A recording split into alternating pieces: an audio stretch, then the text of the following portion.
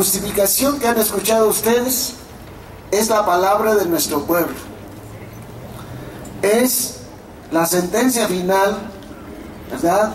Es parte de la sentencia final del Tribunal Permanente de los Pueblos, que sesionó en México durante 3 años, donde escuchó a centenares de víctimas que representaban muchas más víctimas que podemos contar por miles. Todo lo que ustedes escucharon es un diseño de los jueces, que son personas especializadas, además de tener una capacitación técnica y jurídica, también tienen una autoridad moral muy fuerte. La asignación de los jueces para la audiencia final fue hecha desde la Secretaría General del Tribunal Permanente de los Pueblos, que está en Roma. Está en Roma, no está ligada al Vaticano, no crean que por eso estoy diciendo que está en Roma. Es una, digámoslo así, es una institución de la sociedad civil que es sucesora de los tribunales Russell, que juzgaron la invasión norteamericana a Vietnam y las dictaduras militares en América Latina. A partir de 1979, uno de los miembros del Tribunal Permanente, del Tribunal Russell, que es Legio Basso, da origen al Tribunal Permanente de los Pueblos después de una declaración, ¿verdad?, internacional sobre los derechos de los pueblos en Argelia en 1976. Entonces, esto que acaban de escuchar no es una cuestión teórica de algunos especialistas, no, señor, es la palabra de nuestro pueblo, y esta misma palabra es la que le queremos dar a ese pueblo. Nosotros estamos aquí, por eso hemos dicho desde el principio, pues nos estamos adhiriendo a esto, pero queremos que sea nuestro pueblo el que hable, queremos que sea él el que dicte una nueva constitución. Es nuestro pueblo, ellos son los sujetos que son a los que van dirigidos a estas leyes, y ellos son los que pueden hablar con toda claridad y saben mejor que nadie cuáles son sus derechos. En este momento, en ese pueblo que nosotros a veces pues lo vemos un poco de lejos, lo vemos así, lo vemos vituperiado y dañado, así como ahora nuestros hermanos de Ayotzinapa son las víctimas más, digamos, candentes ante nosotros. A mí me tocó vivir las víctimas que crearon los paramilitares, también creados por el gobierno, entrenados por el ejército, armados por el ejército, allí en Chiapas. A mí me tocó ver esta victimación. Entonces, vamos a decir, creo que es un deber moral el ser movidos por la compasión, es decir, compadecerse no es tener lástima, no, señor, es padecer con ellas y con ellos. Y hay muchos, hoy son millares, como lo hemos escuchado, somos muchos de los que estamos aquí, muchísimos. Entonces, aquí lo que nos interesa es abrir este espacio a nuestro pueblo, y por eso somos muchos los que tenemos que caminar.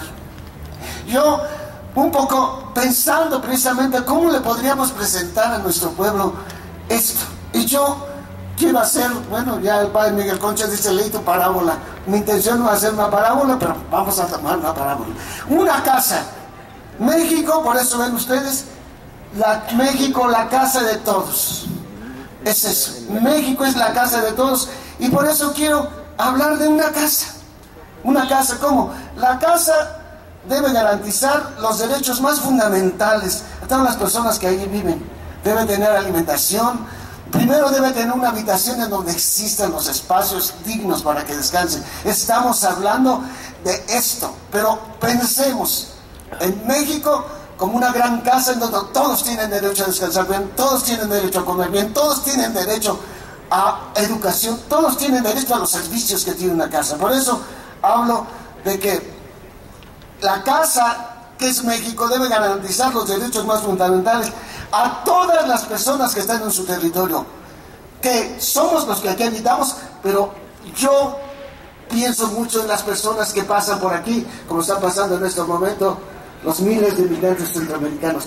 México tiene el deber de respetar sus derechos. México tiene el deber de cuidarlos. México tiene el deber de tratarlos con la dignidad que se merecen. Existe una sala en una casa, existe un comedor, existe una cocina, recámaras que tienen una función. Existen baños, estudio, biblioteca, sala de trabajo, taller, jardín. Existe espacio también para contribuir a la higiene con una lavandería.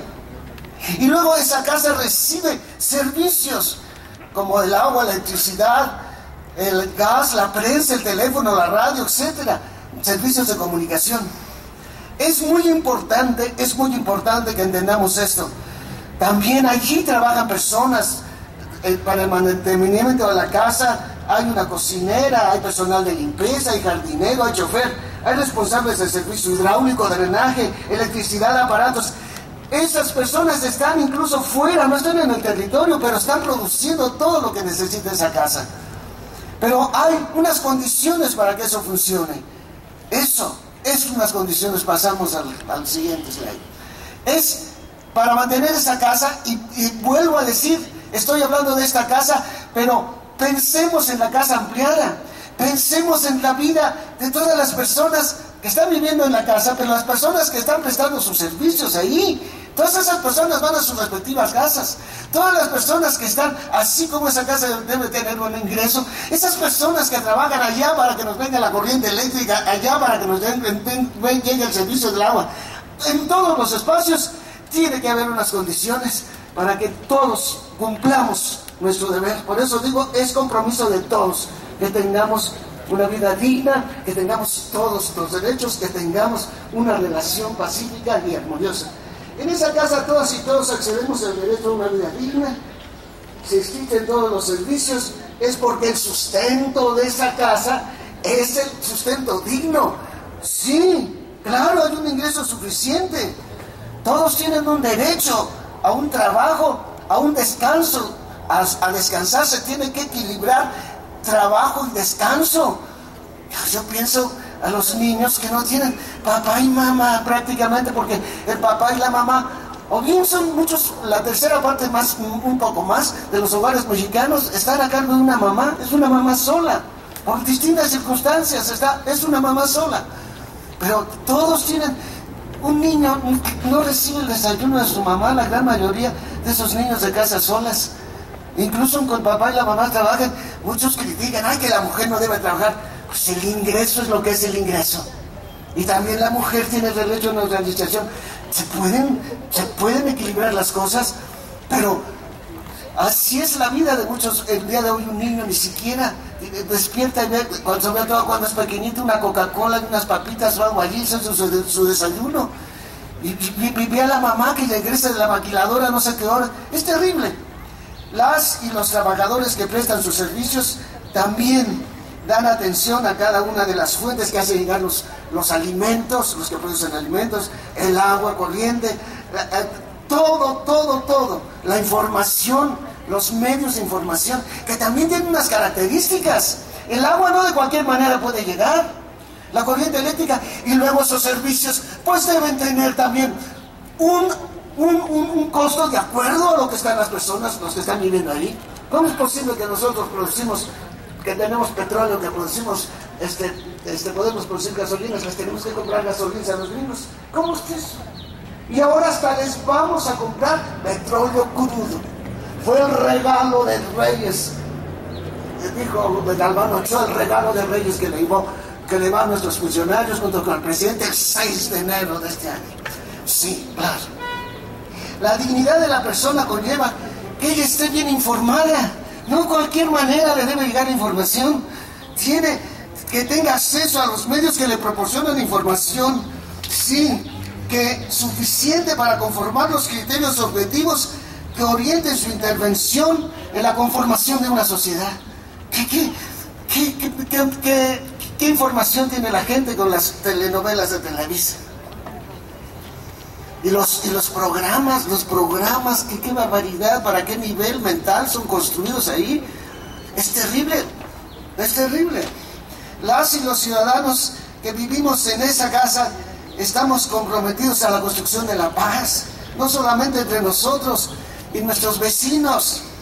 más cercanos, sino con toda la nación y también con el mundo. Es una de las cosas que estos días que hicimos un trabajo de incidencia allá en el Parlamento Europeo y en Bélgica, en Alemania, en el Parlamento alemán, yo les decía, por favor, no crean ustedes que no se les va a venir encima. El día de hoy estamos viviendo en un mundo globalizado, y si ustedes dejan a un país, la síntesis de lo que acaba de leerse, la primera parte fue, digamos, una síntesis sumaria de la situación que vive México en cuanto a los derechos humanos.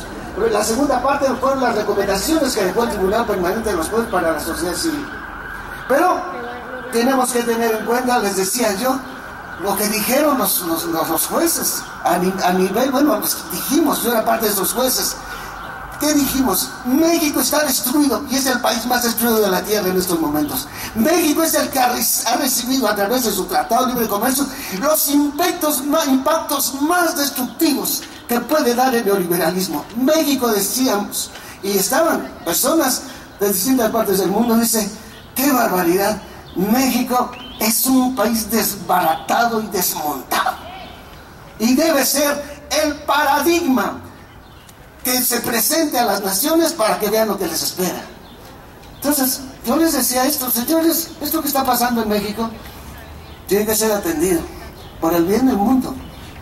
Entonces, el equipo político que administra esta casa, para que esto acontezca, para que tengamos paz, para que tengamos servicios, para que tengamos vida digna, pues cada uno de los hogares de México tenga lo que tiene que tener, y que juntos, la gran casa que es esta nación, tengamos la posibilidad de ser las personas dignas y las personas vivas y las personas activas.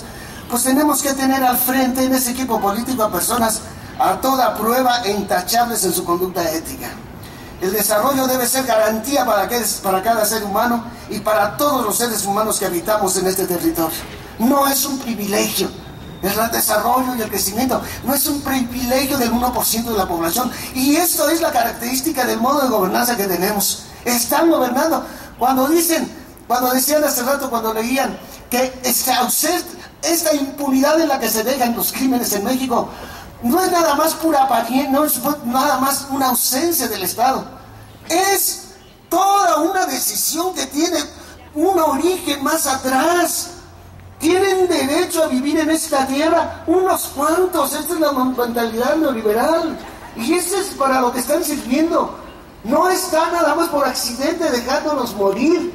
No está por accidente quitándonos todos los servicios. No, señor. Es todo un proyecto de eliminación. Hoy no se trata nada más de que se deje la opresión a las personas. Es de eliminación. Y estas cosas que estamos oyendo, esto que acaba de pasar en Piedras Negras, y que tenemos noticias fresquecitas, que acaba de pasar de un chico adolescente norteamericano, y vienen los papás a ver por qué lo mataron, y vienen los papás, y en lugar de atenderles, llega la armada, llega la marina, llega a la casa, sin ninguna autoridad, se meten porque tienen noticia de que allá hay secuestrados. Entonces esta familia dice, pues parece ser que estos señores tienen que ver en la muerte de nuestro hijo. Pues no lo dudamos. El día de hoy hay una política de exterminio hacia los jóvenes. No estamos ya viviendo nada más en que en un momento dado el crimen organizado haga sus fechorías y el gobierno. No, el día de hoy es uno solo, son sus amigos. Y el día de hoy estamos viviendo simplemente para los migrantes centroamericanos. En este momento están coligados contra ellos la Policía Federal, el crimen organizado y los maras salvatruchas y el Instituto Nacional de Migración.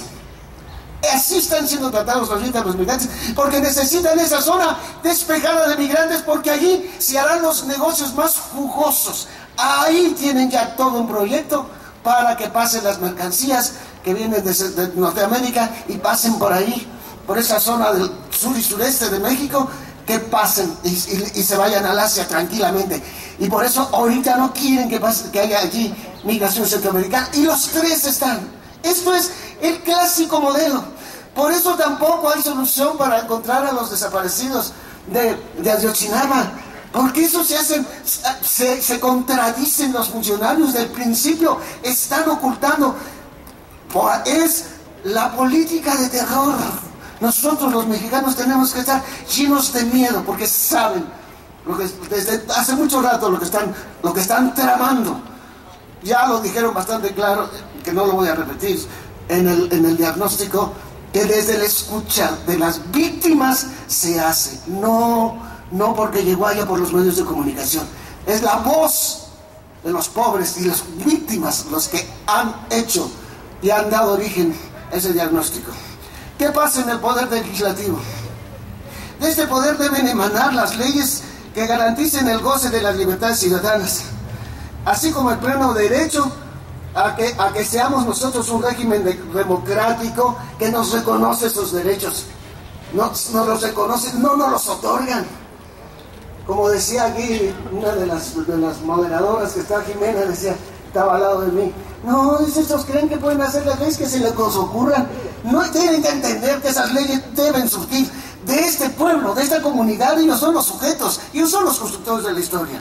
Entonces, también supervisa al Poder Ejecutivo para que no se extralimite en sus funciones.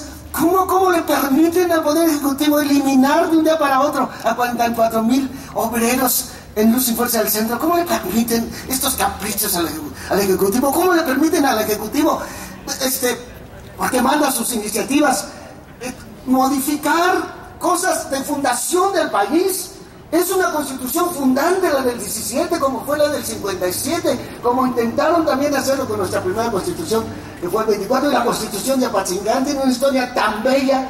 Todavía estábamos en medio de la guerra de independencia, pero las bellísimas intenciones y los sentimientos de la nación que proclamó ahí, ¿verdad?, en el Congreso de Chilpancingo, el cura Morelos, y que después fraguaron allí, en el Congreso de Anáhuac, en Apatzingán. Eso es lo que es una constitución verdadera. Es fundar un pueblo. ¿Cómo se atreven ellos a hacer lo que hicieron? Te tenían que haber dicho, si de veras fueran patriotas: señor presidente, usted no puede mandar esta iniciativa, se la regresamos. No, además porque son el poder legislativo que pueden hacer eso, por amor de Dios.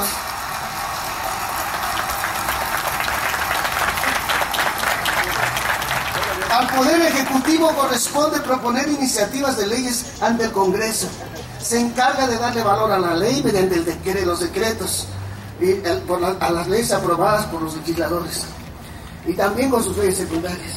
Se encarga de diseñar y ejecutar las políticas públicas. Para eso tiene la Secretaría de Estado, para diseñar las políticas públicas que le garanticen a este país los derechos, pero a todo este país.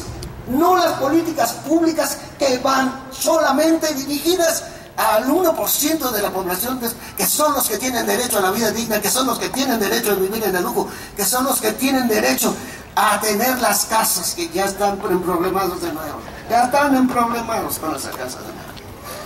Por decir mentiras. Sí, esas políticas públicas es para cumplir los derechos que nos reconocen esas leyes, pero porque no lo quieren hacer, pues por eso modifican las leyes, para no reconocernos, para no darnos derechos. Cuenta para ello, ya rige con las Secretarías de Estado que le ayudan a hacer estas políticas públicas. Poder Judicial. Este poder debe responder para que la administración de la justicia se ciña al orden constitucional. Debe también supervisar tanto al Poder Legislativo como al Ejecutivo, para que en el ejercicio de sus funciones respeten los derechos de la ciudadanía. ¿Y a qué cosa se ha dedicado la Suprema Corte de Justicia? Que son de los funcionarios mejor pagados del mundo, no mejor pagados de México, mejor pagados del mundo. Entonces, se han dedicado a tapar todo. Un ejemplo está en hasta hoy negarles al patrón sustituto, a los afiliados al SME, a negarles el patrón sustituto. Si los dejas de trabajo en una noche, presidente de la República, por ley tienes que darles patrón sustituto para que ellos no pierdan su trabajo. Pues ponlos debajo de la CFE, pero dales trabajo, por amor de Dios. Entonces, ese tipo de cosas, y las que están haciendo en este momento, sabiendo que con los energéticos son recursos estratégicos para el desarrollo del país. Y sabiendo que la renta de estos energéticos, especialmente del petróleo, es la que mantiene el 40% del gasto público. Por eso ahora resulta que si yo le quiero dar limosna a un pobrecito que llega a la puerta de mi casa, pero me das, por favor, recibo de contribuyente, si no, yo voy a tener que dar todavía la limosna que tengo que darle el 36% de impuestos porque no tengo el recibo de contribuyente. ¿Es esto lo que están haciendo? Y luego eso que han hecho con el maíz transgénico, con el maíz criollo, permitieron que se adueñara, que tuviera la propiedad intelectual Monsanto. Dentro de poco, un campesino que le encuentre el maíz, un maíz criollo, va a ser un criminal porque está haciendo un fraude a Monsanto. Así está la ley, de bien hecha. Bueno, pues todas estas cosas, desgraciadamente, la Suprema Corte de Justicia se ha dedicado a taparlas, se ha dedicado a avalarlas. Es una vergüenza lo que está pasando en este momento en México. ¿Para quién gobierna entonces nuestro equipo político? Estamos en el 7, yo se me olvidó, tú ya vas cambiándolas, ¿verdad? ¿Para quién gobierna este equipo político? Este equipo político está dejando estos enormes... ¿Por qué están dejando estos enormes vacíos que nos están llevando a la deriva? ¿Qué está pasando en nuestra nación? ¿De dónde proviene todo lo que está teniendo? Sencilla y evidente es la respuesta. En México hay un desvío del poder de parte de la clase dirigente. Esta fue la primera afirmación que para traer el Tribunal Permanente de los Pueblos a este país, y se hizo. Yo todavía no entraba cuando estaban los tratativos, yo entré después cuando formaron la plataforma de garantes. Se hizo esta observación: en México hay un desvío de poder, se han apropiado de manera inmoral los tres poderes, ejecutivo, legislativo y judicial, de la autoridad que el pueblo delegó en ellos para administrar a la nación a favor de todo el pueblo mexicano, y se han puesto, ellos han usurpado esta autoridad que nosotros le dimos, han usurpado esta autorización, porque no les dimos poder, les dimos autorización nada más, para dedicarse a ponerse al servicio de las grandes multinacionales y del capital internacional, como se repitió frecuentemente en el diagnóstico que se hizo hace un rato para justificar esto. Han desaparecido de México la justicia y el derecho para la grande multitud de pobres y la escasa clase media que resta en la nación, porque nuestra clase dirigente gobierna para quienes conforman el pequeño círculo del grande poder económico a nivel nacional e internacional. Entonces, ahora entendemos por qué una nueva constituyente. La idea de que en México exista una nueva constitución proviene del propósito, la finalidad, el objetivo de que todas y todos los ciudadanos mexicanos nos convirtamos en sujetos constructores de la historia del país. Esto que nos quede claro. Si no, vamos a acabar otra vez haciendo un grupo muy pequeño.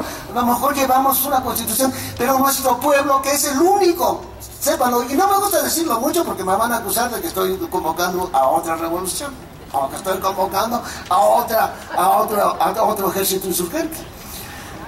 No, yo estoy precisamente buscar el camino pacífico, aunque nos cueste más, porque nos va a llevar a invertir energías y a invertir mucha capacidad. No lo voy a adelantar, no lo voy a decir, pero es muy importante que entendamos quiénes nos dieron realmente la independencia de México.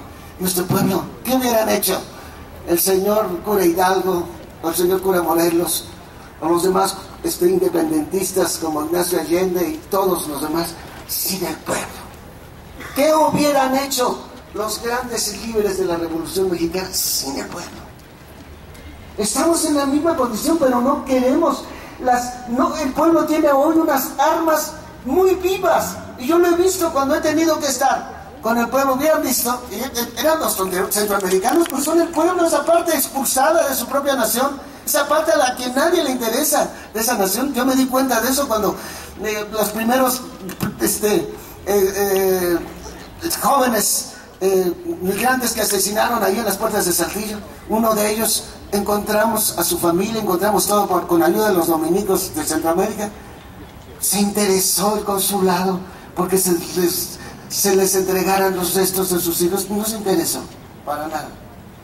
Entonces, es muy importante que nosotros nos demos cuenta de que esos son los sujetos. Nos hubieran escuchado. Hasta ahora nosotros lo decíamos, los que tenemos las casas del migrante, somos nosotros los que estábamos defendiendo a los migrantes. Los hubieran visto hablar ante el gobernador de Coahuila. ¡Ay, qué dulce! Ya no queremos más violencia, no queremos más violaciones para nuestras mujeres, no queremos que se nos trate como se nos trata. Díganlo, grítenlo, decía yo. Esto es. Ellos son los sujetos. Ellos son los que mejor están en este momento defendiendo. Nuestros pueblos originarios son los que, ¿por qué se están yéndoles a quitar el agua? ¿Por qué se están yéndose a quitarles el bosque? ¿Por qué están yéndose a hacer barbaridad en media con ellos y a destruir la naturaleza? Porque son los que la han conservado, son los defensores de la tierra. Nuestros pueblos son quienes cuidan, son quienes nos ayudan. Entonces a ellos les debemos nosotros dar nuestra palabra. A ellos son los que más saben cómo debe ser un buen gobierno, cómo debe ser una buena economía. Ellos son los que lo saben. Sí, y no podemos nosotros ausentarnos, no podemos nosotros hacer las cosas de otra manera. Se trata de elaborar una constitución, sí, y de elegir después un nuevo Congreso, sin que participen los partidos políticos, porque son ellos.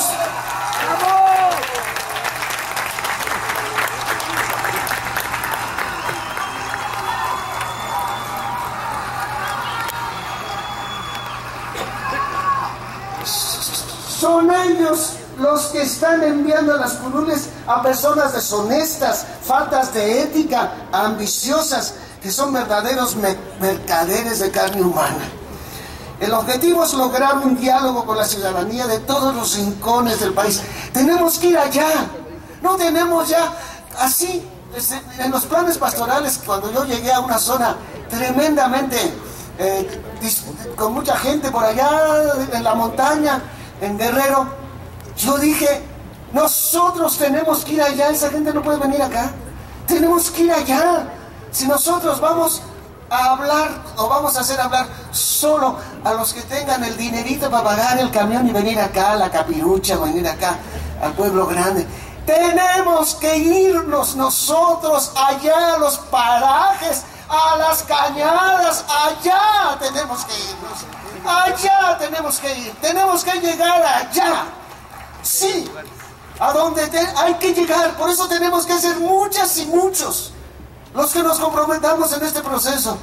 Y ellos son los que tienen que hablar, hay que escucharles. Primero hay que llevarles y decirles, esto están haciendo, todo lo que están haciendo va contra ti.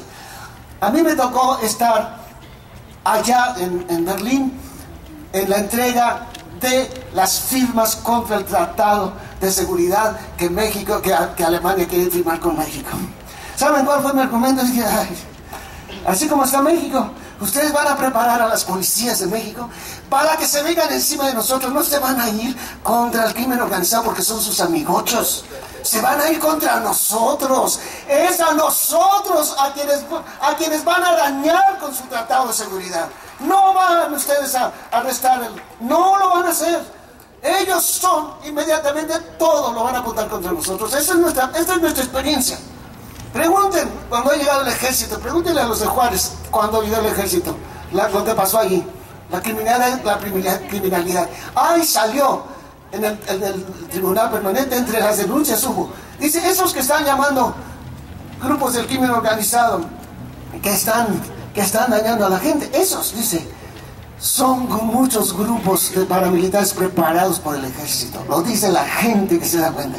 ¿Quiénes nos decían allá en Chiapas, a don Samuel y a mí, que era el ejército el que preparaba a los paramilitares? El pueblo. Porque delante del pueblo sacaban, les robaban el ganado y lo sacaban en trailers del ejército, les robaban el café y andaban los soldados vendiendo el café. Fíjate nomás. El pueblo es el que sabe. Entonces, no, el día de hoy, el crimen el terrorismo de Estado se da así. Así, por eso han sido muy abusados los estudiantes, los papás de Ayotzinapa, y los felicitamos porque apuntaron a dónde se debe ir la investigación.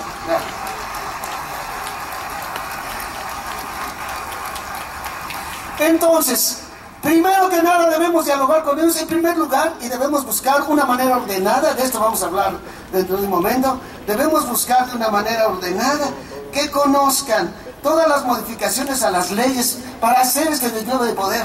Sí, el despojo de la justicia que estamos viviendo. Y después, pero esto lo tenemos que hacer con una gran cantidad de pueblo. Primero tenemos que cubrir esta etapa. Esta etapa tiene que cubrirse. Tenemos que tener al pueblo, que hacer de este pueblo un pueblo que toda su sabiduría nos ayuden desde un punto de vista crítico y organizativo a que sea el caudal que nos ayude a reparar y a refundar esta nación. Pero para eso le tenemos que dedicar tiempo. Primero, que conozcan cuál es el despojo que llevan. Y le tenemos que dar tiempo a eso. La segunda etapa es cómo quieres las leyes, cómo las quieres. Escucharles a ellos. No digo que se van a elaborar las leyes. Tenemos que buscar a personas, pero que hagan esto con espíritu de servicio. No personas que sean los intelectuales, todos lo saben, ante el indito y ante el campesino. Yo te voy a decir. No. Tenemos gente que somos el mismo pueblo, tenemos la misma dignidad, tenemos todo, la cultura o lo que hayamos aprendido en las universidades no nos hace más grandes que ellos. Don Samuel les decía, le oí decirle a un pueblo, una comunidad indígena en Oaxaca: a mí la universidad me enseñó ciencia, de ustedes aprendí a ser un hombre. Así le decía, así le decía. Así.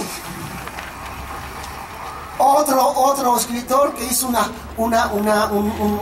texto sobre los indígenas, sobre los pueblos originarios tojolabales, así lo tituló: Los hombres verdaderos. Eso es lo que tenemos que entender. Nuestro pueblo es sabio, nuestro pueblo. Entonces no tenemos que llegar así con prepotencias. No, señor. Todos queremos, todos estamos en la olla y tenemos la ley. Después, ese pueblo es el que va a dictar su constitución. Sí, el pueblo va a construir la constitución. Él tiene que dar su palabra.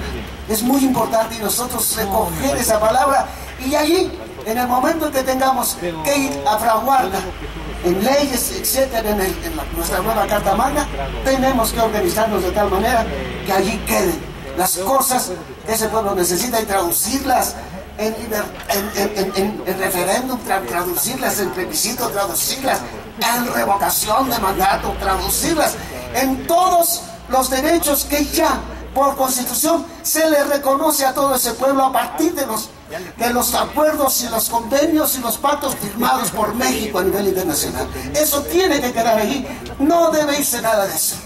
Entonces, la nueva constitución deberá incorporar todo esto. Sí.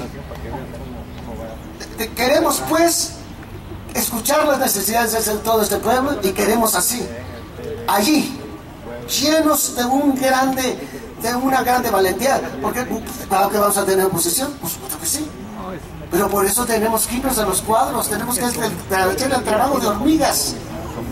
En los pueblos indígenas, el mito que más frecuente se da cuando se tiene que enfrentar el pueblo a los grandes es que los pequeñitos bien organizados derrotan al poderoso. Los pequeñitos bien organizados. Uno de sus mitos son las hormigas, las que sacan el maíz secuestrado en una montaña hueca que tiene el monstruo más poderoso. Le mandan a su monstruo más poderoso, a su animal más fuerte y no puede con él. Tercero, les dicen las hormiguitas: nosotros lo rescatamos. Y lo rescatan las hormigas, porque ellos son organizados. Eso es lo que nos enseñan los pueblos indígenas. Los pobres y pequeños organizados hacen mucho. Y nosotros somos de esos pobres y pequeños ya, no crean. Una vez me dice uno, ay, me dijo uno ayer en Guerrero, porque ya empezaba ya en Guerrero, y me dice, ay, ahora sí que nos echaron los ricos. Ay, ¿a poco te sientes rico? Pues hay gente que porque tiene 3 pesos más que el vecino dice, ya soy rico. No, un momento, espérate, vamos a ver. El objeto de una nueva constituyente pues es generar un pueblo con mujeres y hombres ciudadanos que tengan la madurez. Esto es lo único que nos va a garantizar que no vamos a ir para atrás y que no vamos otra vez a ver la escalada de esas únicas familias y esos apellidos que se repiten. Ya son nobles, hay familias nobles que además del presupuesto se gastan lo que no se gasta, entonces seguro ni la reina Isabel, para que no volvamos a caer en manos de esa clase política que ha hecho tanto daño al país. Queremos llegar como pueblo, a ser conductores de nuestra nación. México debe ser un ejemplo de rescate y refundación de una nación. Esta es la idea de una nueva constituyente, que el pueblo se convierta en el sujeto de la historia, que sean ellos y ellos, que seamos todas y todos, ciudadanas y ciudadanos de nuestra patria, quienes ofrezcamos una nueva forma de gobernar y una nueva forma de administrar este país. Entonces aquí presento rápidamente esto. Yo presento, digamos, ahorita se va a hablar de la ruta, pues que en una estrategia a lo mejor pensemos primero por regiones de región noreste, de allí unos estados de la República, la región norte-centro, así, digamos, pero esto es el pueblo el que manda, es el pueblo el que manda. Yo nada más así, regiones. Después viene, pero a esas regiones, vámonos. Nos vamos todos a partir de esa idea de una constituyente, por eso pone ahí el libro, nos vamos todos, como he dicho. ¿Cómo lo vamos a hacer? Pues como yo me acuerdo cómo le hice para llegar a las comunidades más pequeñas, me iba escalonando, claro, le decía, bueno, a ver tú de esta vicaría te vas a hacer que allá la parroquia donde no hay ni siquiera computadora, que el párroco baje y aquí ofrécele tú la computadora. Y el párroco, ¿cómo le hacía para llegar a la montaña? A todas. Bueno, aquí vamos a ver los de estos pueblos que están aquí más cerca de la parroquia, se llevan la carta a los cristianos que mandábamos cada mes. Y de allí de esos pueblos, los que están más arriba. ¿Cómo aprendí esto? Bueno, yo estudié ingeniería química y aprendí la distribución de líquidos. Entonces, a mí me enseñaron que para mandar agua a la punta de un cerro, yo tengo que poner centros de bombeo. Pues así les dije a los padres, así, vamos a poner centros de bombeo para que a todos llegue, pero todos tienen que ser atendidos y todos tienen que ser escuchados, como si vivieran ahí a una cuadra de la parroquia. Así, todos tienen que ser escuchados, todos tienen que ser atendidos, como si estuvieran al lado del Congreso Federal. Pero para eso tenemos que organizarnos muy sabiamente y con la ayuda de ellos. No vamos a hacerlo sin la ayuda de ellos, por favor. Quitémonos de la cabeza que, ay, es que nosotros ya tenemos una gran experiencia y nosotros a lo mejor... Ese pueblo es nuestro objeto, ese pueblo se lo merece, ese pueblo es donde hay más sufrimiento y se merece nuestra cercanía, claro que sí. Y después, mira, es que ya soy irremediablemente enfermo. Bueno, es decir, luego la distribución de cada uno de los estados, todo tenemos que buscar, pero no podemos dejar a nadie, por muy lejos que sea. Yo estudié allí en Europa y visité pueblitos en que vivía una persona en la punta del cerro y hasta allá llegaba todo el servicio de luz y todo el servicio que necesitaba, hasta arriba. Eso es tener sentido del bien común, eso es tener sentido de los derechos que se tienen que cubrir para todos. Nadie por el hecho de haber nacido, ay, pues naciste en un ejido, allá les llamamos ejidos a los pueblitos del desierto, ay, pues naciste en un ejido, ay, pues qué mala suerte, yo nací en las lomas, qué pena que te tocó esa mala. Nadie por el hecho de haber nacido en un lugar tiene derecho a que se le juzgue no digno de todos los servicios que un ciudadano de este país debe tener. Esto es muy importante. Bueno, pues yo quisiera, estamos en una coyuntura muy interesante. Estamos empezando esto a 2 años de que se cumple el primer centenario de la Constitución del 17. Esto debe ser también uno de los argumentos. Esta Constitución tiene que ser remodelada, no solamente por todo lo que han hecho estos salvajes, sino también porque la situación de nuestro país ha cambiado mucho. Simplemente en no haber sido capaces de reconocer que tenemos pueblos originarios viviendo de su cultura y que le dieron carpetazo en los acuerdos de San Andrés. Qué bueno que una de las recomendaciones que nos dejó el Tribunal Permanente es: se tienen que reconocer esos pueblos que están en base, sí, a una convención a favor de la Organización de los Trabajadores Internacional de los Trabajadores, la OIT. Esto es muy importante que entendamos. Tenemos estos 2 años, vamos a ir cumplir. Debemos utilizarlo también y decir que no extrañe que queremos una Constitución como la queremos, como se debe. Y luego hay una cosa interesante, que que necesita este territorio donde estamos ahorita, que es el DF, van a tener necesidad de una Constitución porque ya van a ser una entidad federativa. Y ya están pensando que la van a hacer estos cuates que están ahí en la Asamblea Legislativa. Aquí deben ustedes, yo les invito, queridos hermanos, pueden ser un hito, pueden ser un principio, decir: vamos a hacer la Constitución, pero con la participación de toda la comunidad. Vamos, yo les invito a los de aquí, los que están aquí presentes, vamos, que sea, y nosotros vamos a seguirle allá, claro que sí, pero pongan ustedes, si hay necesidad de una Constitución local, no estoy hablando ya de la Constitución. Y vamos a... tienen una gran oportunidad ahorita ustedes de mostrar que sí se puede, porque en este caso tendrían que hablar cuántas personas tiene el DF como tal que va a necesitar eso. 8 millones de personas, ¿cuántos son en el DF? Bueno, las que sean, son un friego, para no decirlo como dicen los zapatistas.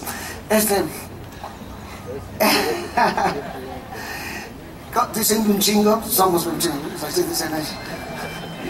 Entonces, son muchos, entonces,